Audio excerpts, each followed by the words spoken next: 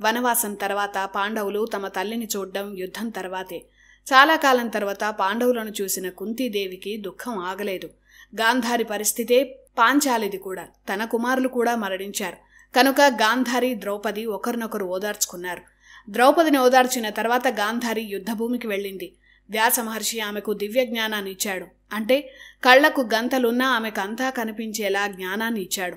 అలా యుద్ధభూమిని చూసిన గాంధారి గుండె పగిలింది.